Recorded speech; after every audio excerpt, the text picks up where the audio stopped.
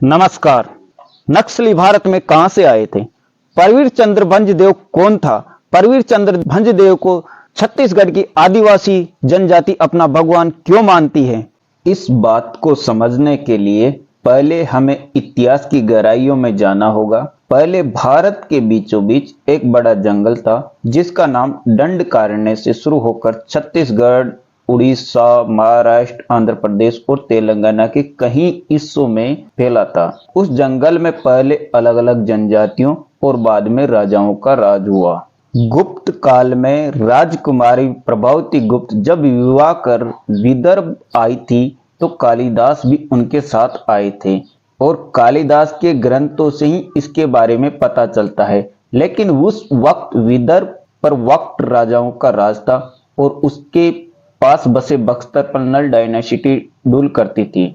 लेकिन इस 12वीं सदी आते आते बख्तर से नल साम्राज्य पूरी तरह खत्म हो गया, क्योंकि अब यहाँ पर एक नया साम्राज्य स्थापित होने वाला था जिसकी कहानी लिखी जा रही थी 400 किलोमीटर दूर तेलंगाना के वारंगल में। उस दौर में वारंगल पर काकतीय राजवंशों का राज था। इसकी सबसे मशहूर रानी रुद्रदेव थी, जिसका जिक्र इतिहासकार मार्को पोलो ने भी अपनी किताब में किया था। उस समय वारंगल एक ताकतवर रियासत थी, लेकिन उनकी तीसरी पीढ़ी आते आते हालात काफी बदल गए। यह साल था 1300 का, जब दिल्ली की गद्दी पर अलाउद्दीन खिलजी बैठा था और वारंगल पर राज था राजा रुद्रदेव का। उस दौर में अलाउद्दीन खिलजी की बहुत बड़ी सेना ने वारंगल पर आक्रमण कर दिया, जिसका नेतृत्व कर रहा था अलाउद्दीन खिलजी का गुलाम मलिक कपूर। उसने यहाँ खूब लूटपाट मचाई, मंदिरों को तोड़ा और रुद्रदेव की सेना को हराकर वारंगल का राज दिल्ली के अधीन कर लिया। लेकिन 1316 में अलाउद्दीन खिलजी की मौत हो गई, जिसके बाद अलाउद्दीन खिलजी के बेटों व मंत्रियों में राजा बनने की होड़ मच गई और इसी का फायदा उठाकर उसकी सेना के कमांडर उलग खान ने वारंगल पर हमला कर दिया और उस वक्त के राजा रुद्रदेव के बेटे प्रताप देव को बंदी बना लिया। जैसे ही राजा प्रताप देव के छोटे भाई हनुमान देव को इस बात के बारे में पता चला तो उन्होंने तुरंत ही अपने परिवार और खजाने के साथ मां दंतेश्वरी की मूर्ति को हाथियों पर बैठाया और वारंगल छोड़कर दंडकारण्य के घने जंगलों की तरफ निकल पड़े। कहते हैं कि इनका काफिला जब घने जंगलों से गुजर रहा था, जब मां दंतेश्वरी खुद ही विराजमान हो गई और उसी जगह पर बस गया दंतेवाड़ा। हालांकि इसके अलग अलग मत है और कुछ लोगों का मानना है कि राजा प्रताप देव के छोटे भाई जब घर छोड़कर जा रहे थे, गोदावरी नदी को जब पार करते समय अचानक उसकी नजर पानी में दंतेश्वर की मूर्ति पर पड़ती है, तो उन्होंने उस मूर्ति को पानी से निकाला और नदी के किनारे पहुंचकर उसकी पूजा अर्चना की। तभी मां दंतेश्वरी वहां प्रकट हुई और उसने कहा कि तुम अपने रास्ते पर आगे बढ़ते जाओ, मैं तुम्हारे पीछे पीछे चलूंगी। मां दंतेश्वरी के आशीर्वाद से ही ये युद्ध जीत सका और बाद में दंतेवाड़ा जिस जगह पर वह रुके और रहने लगे, वहां दंतेश्वरी की स्थापना की गई और राजाओं ने खुद को उनका पुजारी घोषित कर दिया। इसी वजह से यहाँ माता की दंतेश्वरी की शक्तिपीठ आज भी बनी हुई है। बक्सर के चारों तरफ जंगल था और यहाँ ज्यादातर आदिवासी ही रहते थे। मां दंतेश्वरी की कृपा से ही तो यह लंबे समय तक यहाँ सुरक्षित रह सके। बाद में मराठाओं ने इस क्षेत्र पर कब्जा किया, लेकिन वह जीत नहीं सके।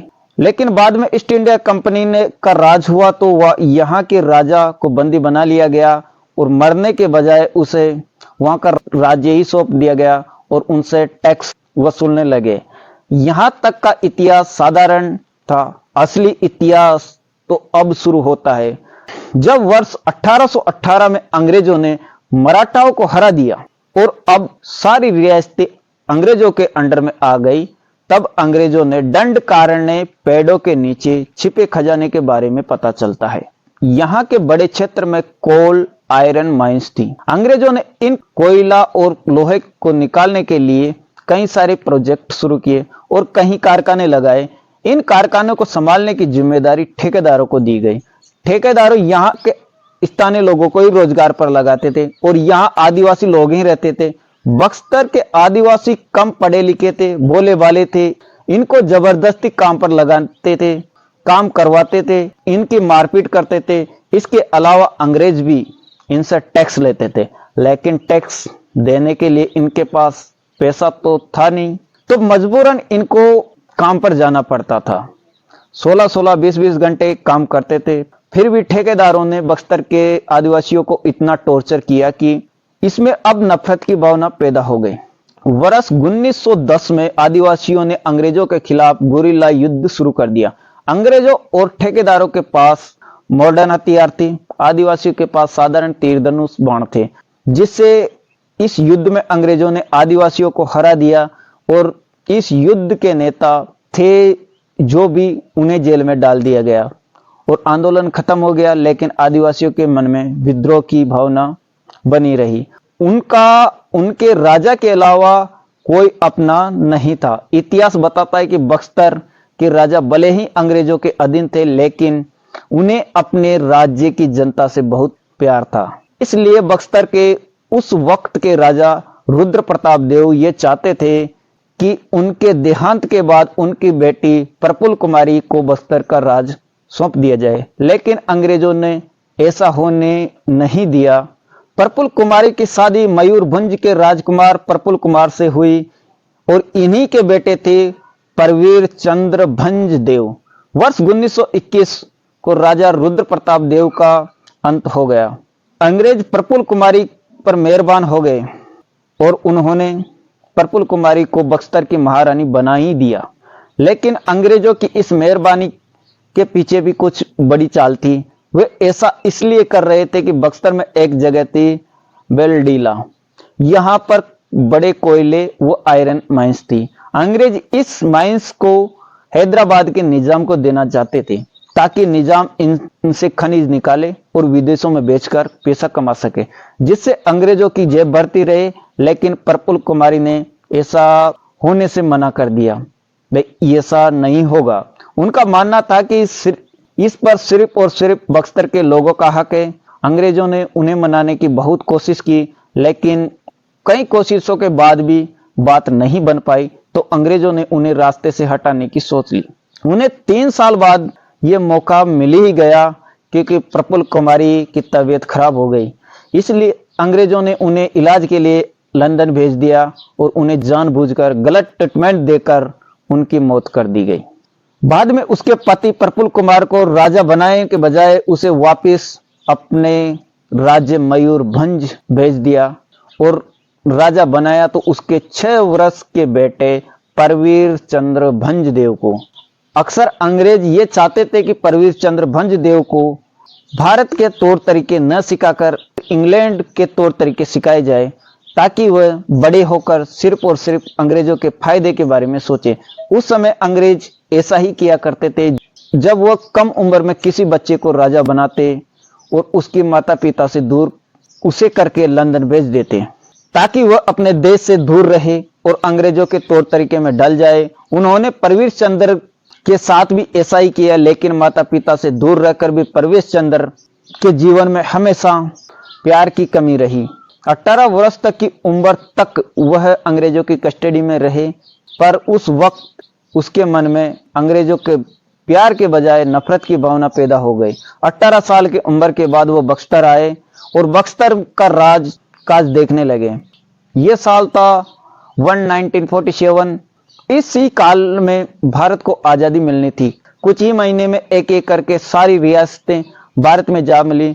बक्सर का पड़ोसी हैदराबाद अब भी अलग रहा। हैदराबाद के निजाम चाहते थे कि किसी तरह से बेडीला मिल जाए ताकि वह उड़ीसा, पश्चिम बंगाल होते हुए पूर्वी पाकिस्तान तक एक कनेक्शन बना सके। इसलिए उन्होंने राजा परवीर चंद्र भंज देव को इसके लिए मनाना शुरू कर दिया। इतिहास बताता है कि बक्सर रियासत बड़ौदा से 2 गुनी जयपुर जितनी बड़ी थी, लेकिन परवीर चंद्र भंज ने बिना किसी शर्त के बक्सर को विलय भारत में कर दिया। हैदराबाद के निजाम ने उसे बार बार मिलकर बेडीला को पाने की कोशिश करते रहे, जिसकी वजह से भारत के हिंदू नेताओं को यह गलतफहमी हो गई कि परवीर चंद्र भंज निजाम के साथ मिलकर भारत के खिलाफ कोई साजिश रच रहे हैं। इसी वजह से भारत के नेता उन्हें नापसंद करने लगे। हालांकि राजा परवेश चंद्र कभी भी भारत से अलग नहीं होना चाहते थे। वह तो केवल ये चाहते थे कि बख्तर के आविष्कारों और यहाँ की खोजों और यहाँ के माइंस पर आदिवासियों का ही हक होना चाहिए। लेकिन आदिवासी की इस बात से उन्हें भारत सरकार का भी दुश्मन बना दिया। हुआ यूं कि आजादी के बाद बख्तर मध्य प्रदेश का हिस्सा बन गया और जहां के मुख्यमंत्री थे कैलाश काटजू। कैलाश काटजू ने सेंट्रल गवर्नमेंट के साथ मिलकर अलग अलग कंपनियों के साथ स्टार्टअप किया और बख्तर में माइंस प्रोजेक्ट शुरू कर दिए। इससे बख्तर के लोगों और राजा परवेश चंद्र भंजदेव को यह लगने लगा कि सरकार उनका हक छीन रही है। यही वजह थी कि मध्य प्रदेश की सरकार और परवेश चंद्र भंज के बीच तानातानी काफी बढ़ गई। वर्ष 1952 में परवेश चंद्र भंज ने कांग्रेस के खिलाफ कैंपेन कर दिया, जिससे कांग्रेस बख्तर में चुनाव हार गई।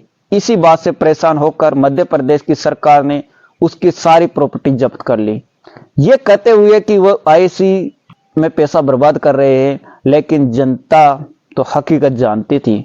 दूसरी तरफ एक जापान की कंपनी के साथ सरकार ने बेलडीला में भी माइंस का कार्य शुरू कर दिया। तब राजा परवेश चंद्र भंजदेव आदिवासियों के साथ मिलकर जल, जंगल और जमीन बचाने का नारा लगाया और सरकार के खिलाफ विद्रोह शुरू कर दिया।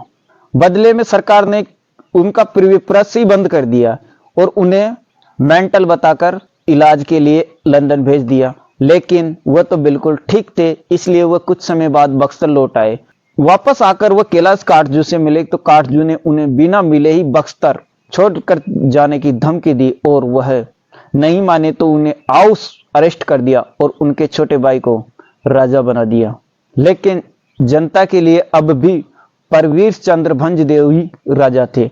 लोगों के बीच इतने पॉपुलर हो चुके थे कि सन 1962 में उन्होंने और उनके साथियों ने विधानसभा के चुनाव में बक्सर की 9 सीटें पर जीत हासिल की। देखते ही वह बक्सर में कांग्रेस के लिए एक बड़ा चैलेंज बन चुके थे, इसलिए सरकार उनके खून की प्यासी हो चुकी थी।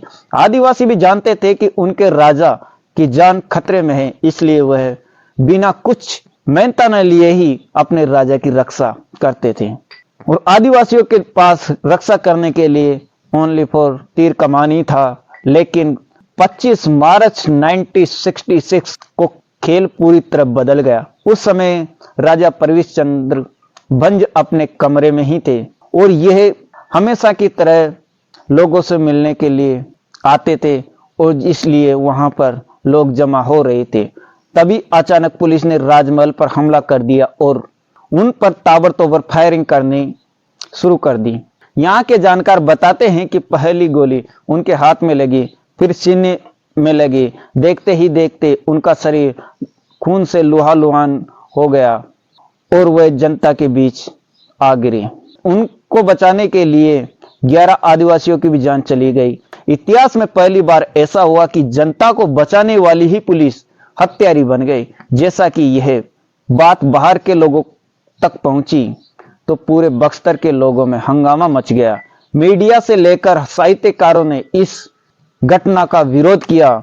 यह मामला संसद में भी गुजरा, लेकिन सरकार ने यह कहकर पल्ला झाड़ लिया कि पुलिस ने उसका एनकाउंटर सेल्फ डिफेंस में किया है। अब भले ही सरकार ने तो इस मामले को रफा दफा कर दिया, लेकिन बक्सर के लोगों में तो यह बात घर कर गई कि उन्होंने लगने लगा कि अंग्रेजों की तरह ही भारत सरकार भी उनका दुश्मन है। इस हत्याकांड ने उनके मन में नफरत का बीज बो दिया और इसी नफरत के कारण छत्तीसगढ़ में नक्सलियों की एंट्री आसान हो गई। वह यूं कि इस हत्याकांड के ठीक 1 साल बाद वर्ष 1967 में चारू मजूमदार और कानू सन्याल ने नक्सली आंदोलन की शुरुआत की। उनका मानना था कि जिस जमीन पर किसान खेती करता है उस जमीन पर किसान का हक होना चाहिए, ना कि ठेकेदारों का। उन्होंने किसानों को उकसाया और जिस वजह से बहुत सारे किसानों ने ठेकेदारों की जमीन पर कब्जा कर लिया और जब ठेकेदारों ने उनका विरोध किया तो उनकी हत्या कर दी। इससे ठेकेदारों के मन में एक क्षोभ पैदा हो गया। शुरुआत में इस आंदोलन का असर सिर्फ बंगाल के ही कुछ हिस्सों में था, लेकिन बहुत जल्द ये दूसरे राज्यों में फैल गया। ये बिहार, झारखंड, छत्तीसगढ़, महाराष्ट्र, मध्य प्रदेश, आंध्र प्रदेश सहित 10 राज्यों में नक्सली आंदोलन फैल गया, क्योंकि उस समय भी सामंतों और ठेकेदारों ने किसानों को खूब परेशान करके रखा था। वही लोग जातिवादी और सरकार से भी परेशान थे। जब इनकी कोई सुनने वाला नहीं रहा तो इन्होंने नक्सली ही अपने लगने लगे। बहुत सारे नक्सलियों को भी गांव वालों का साथ मिलने लगा। बक्सर में कुछ ऐसा ही हुआ। अक्सर बख्तर के लोगों में तो गुरिल्ला युद्ध से ही बाहरी लोगों के प्रति गुस्सा था, जो कसर रही राजा परवीर चंद्र भंजदेव के हत्याकांड ने पूरी कर दी। बक्सर के आदिवासी सरकार के खिलाफ गुस्से में भर चुके थे। इसी गुस्से ने बक्सर में नक्सलियों को एंट्री का रास्ता खोल दिया। जब सरकार ने बंगाल में नक्सलियों को कंट्रोल करने के लिए मिलिट्री ऑपरेशन चलाए गए, जब सारे नक्सली दंडकारण्य के उस एरिया में जमा होने लगे जहां पर घने जंगल थे। बक्सर भी इन घने जंगलों के बीच बसा था, इसी वजह से नक्सली यहां आराम से छुप सकते थे। दूसरी तरफ सरकार से परेशान लोग को इन्होंने आसानी से समझाकर अपनी तरफ कर लिया। बक्सर में इन्हें छिपने की जगह तो मिली ही और साथ में इन लोगों का साथ भी मिल गया, इसलिए यह इलाका नक्सलियों का अड्डा बन गया। यह भारत की कंट्रोल सिक्योरिटी की सबसे बड़ी समस्या बन गए। इसलिए सरकार ने अलग अलग स्क्वाड बनाए और लोगों को अपने साथ लिया और कई ऑपरेशन चलाए, जिसका असर यह हुआ कि धीरे धीरे नक्सली तो खत्म होते गए। वर्ष 2023 तक ये केवल छत्तीसगढ़ में ही रह गए और छत्तीसगढ़ में भी इनका अड्डा बक्सर और दंतेवाड़ा है। और इसके पीछे का कारण आप जान चुके हैं कि दोस्तों, बक्सर के लोग ना तो अपने राजा को भूले हैं, ना ही उस हत्या को। यही कारण है कि जब यहाँ दशहरा का मेला लगता है तो हजारों लोग राजा परवीर चंद्र भंज की तस्वीरें लेकर आते हैं और उन्हें अपने भगवान की तरह पूजते हैं। अब पूजे भी क्यों नहीं कि इतनी बड़ी रियासत का राजा परवीर चंद्र भंजदेव उस दौर में अपनी जनता के लिए लड़ रहे थे, जब बहुतासी रियासतों के राजा अपने खुद के लिए फायदे के लिए पाकिस्तान में शामिल होने से भी नहीं हिचकिचा रहे थे। जो लोग देश के खिलाफ थे उनको तो बाद में भारत सरकार ने खूब मान सम्मान दिया, खूब पृथ्वी प्रीस दिया, लेकिन जो सच्चे राष्ट्रभक्त थे उनको गोली मार दी। ये सही है, आप इतिहास में उठा कर जाकर देख लो, जो सच्चे राष्ट्रभक्त थे उनको सरकार ने गोली मारी है। कहीं आदिवासियों ने राजा परवीर चंद्र भंजदेव की हत्या को देखा, कहीं गवाह थे, कहीं सबूत थे उस हत्या के, लेकिन हैरानी की बात तो यह है कि सजा किसी को नहीं मिली। दोस्तों, सरकार ने उस वक्त जो किया उससे लोगों के अंदर गुस्सा पैदा होना जायज था, और यह भी कहना गलत नहीं है कि बक्सर में नक्सलवाद फैलने की जिम्मेदारी खुद सरकार की है, लेकिन इसकी सजा मिल रही है वहां के आदिवासियों को, बक्सर के में तैनात फौज कमांडो को। सरकार का यह दावा है कि आने वाले कुछ समय में नक्सली आंदोलन पूरी तरह खत्म हो जाएगा, लेकिन राजा परवीर चंद्र भंज देव की कहानी इतिहास में हमेशा दोहराई जाएगी। इस देश के सच्चे देशभक्त तो यहाँ के मूल निवासी हैं। इन्होंने ही तो अंग्रेजों के खिलाफ लड़ाइयां लड़ी थी, इन्होंने तो अंग्रेजों को देश से भगाया था, लेकिन फिर इन पर ही अत्याचार हुआ। जो कि सरकार को चला रहे हैं उनमें से किसके परिवार के सदस्य ने लड़ाइयां लड़ी, किसके परिवार के सदस्य ने गोलियां खाई। मेरा यह मानना है कि यहाँ के मूल निवासी का जो हक है उन्हें मिलना चाहिए, ना कि उन पर अत्याचार किया जाए और ना कि उनका शोषण किया जाए। दोस्तों, यह कहानी छत्तीसगढ़ राज्य की परवीर चंद्र भंजदेव की है।